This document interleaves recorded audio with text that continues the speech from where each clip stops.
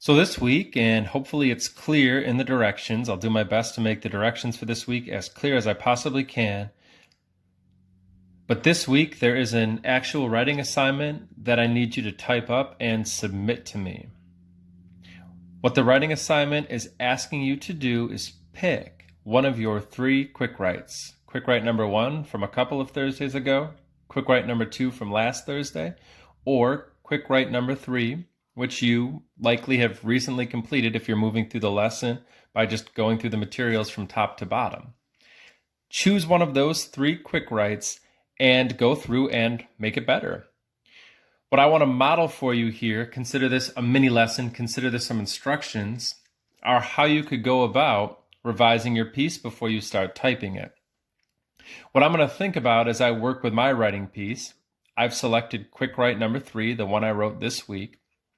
I'm going to think about, first of all, any obvious errors. Now, because I wrote this thing so quickly, I know that I'm going to find some write-os, words that I misspelled. I think in the video I made after finishing this writing piece, I noticed that I wrote Mrs. Spirino when I was talking about my teacher, Mr. Spirino. So I probably will reread this 2 times. And the first time, I'm just going to look for any really obvious, ridiculous mistakes, and then I'm going to fix them. And I'm going to ask that you do the same before you type your piece, or after you type your piece as you're revising it. Many of you will type it in the first place, not handwrite it. The second time I reread my piece, what I'm going to try to do is I'm going to try to use better language. I'm going to try to use more sophisticated language. A lot of times when I write a quick write, because I'm just trying to get the words on the page, I use lazy words, lazy wording. I remember reading this out loud a few minutes ago, and I think I said cool, the word cool, a couple of different times. That was the first word that popped into my head. So when writing a quick write, I should have written it down, and I did. But when I'm trying to refine a writing piece, make it better, make it more sophisticated language, use better diction, then I need to get rid of words like that and replace them with better words.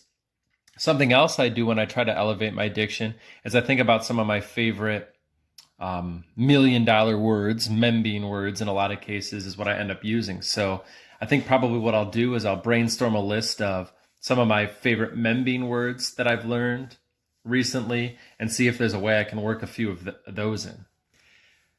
For our end of course assignment, one of the parts of the competency is trying to use more sophisticated language to help you better convey experiences. So what I'm really doing right now when I revise this, and what you're doing this week when you submit this assignment, is we're paying it forward to ourselves. We're taking care of some business to eventually include maybe this quick write as part of that end of course assignment. All right, so without further ado, the first time I read this, I'm asking myself, Jonah, are there any really obvious, ridiculous mistakes that you've made, and can you fix them? My king of Salem is my English 10 teacher at York Central School, Mr. Spirino. Prior to my sophomore year, I was pretty committed.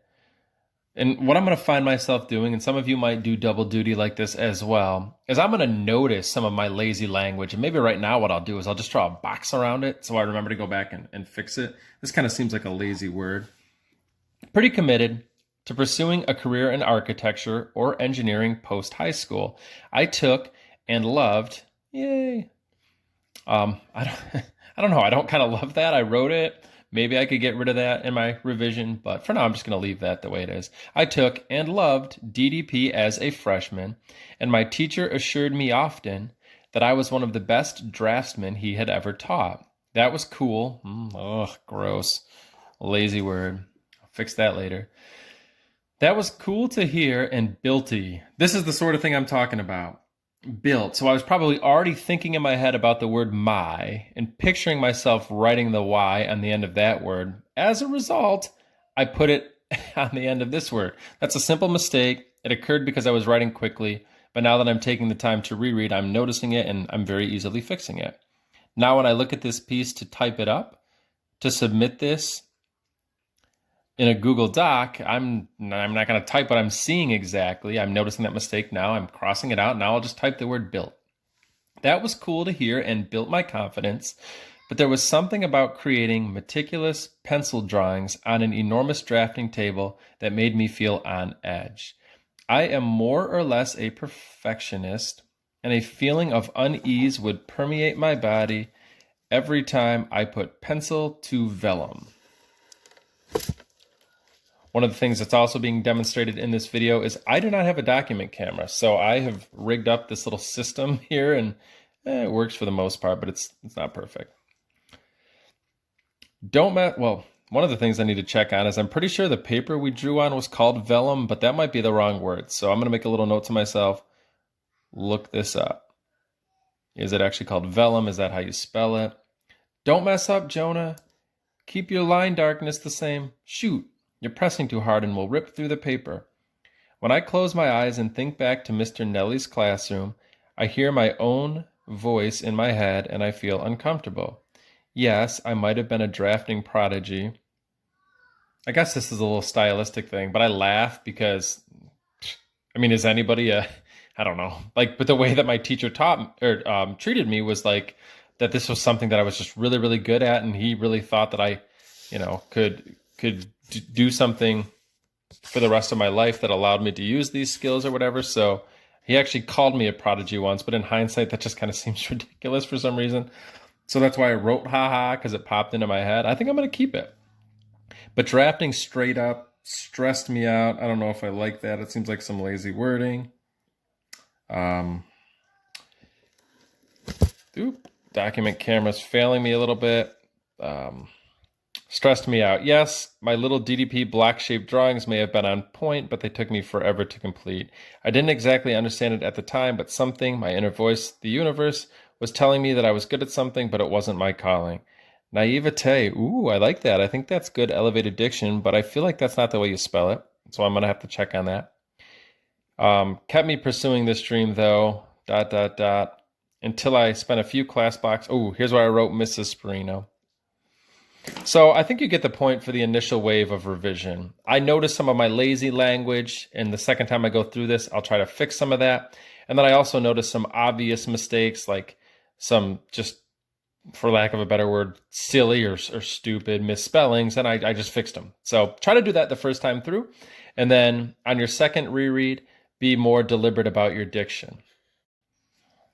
All right, so I'm ready to go back through and read my piece a second time. This time what I'm paying attention to is using better language. So what I'm going to try to do is come up with better words for the words that I boxed in where I was sort of lazy. The other thing I want to try to do is use a Membing word or two. So what I did here, and this took me about a couple of minutes, is I just made a brainstormed list of some of the words that have come up in my Membing training recently, and I want to see if I can slip any of them in here. All right, so my King of Salem is my English 10 teacher at York Central School, Mr. Sperino. Prior to my sophomore year, I was pretty committed to pursuing a... there's no need for that word at all. I was committed. Was I fully committed? In hindsight, I realized that I wasn't fully committed, but then I thought I was fully committed. So I don't think I need an adverb there at all. So in that case, it's as simple as just scribbling the word out. I'm going down to this part here. I said it was cool to hear. It was cool to hear that I was the best draftsman. Cool just is a lazy word. So I'm trying to brainstorm words that I could substitute there. Words that mean something similar, but are just a little bit elevated. It was exciting to hear that. It built my confidence. You know what? I'm gonna come up with something that combines these two ideas, which will also save me some words. That was a confidence booster. If something boosts somebody's confidence, that implies that they think it's cool. So that's what I'm going to go with there. That was a confidence booster, but there was something about, and now what I would do is I would keep doing that. I'd keep doing it with some of the other words that I boxed in. Last but not least, as I go through my list of cool Membing words that I've learned recently, I'm trying to figure out if any of them could fit into this piece based on some of what I've already written. So the word demeanor is the way that somebody appears. The word imperturbable means that they're not easily bothered. So what I think I'll do is when I talk about my teacher, Mr. Sperino, I'll say that he has an imperturbable demeanor, which is part of what made him seem so comfortable. Good luck doing the same.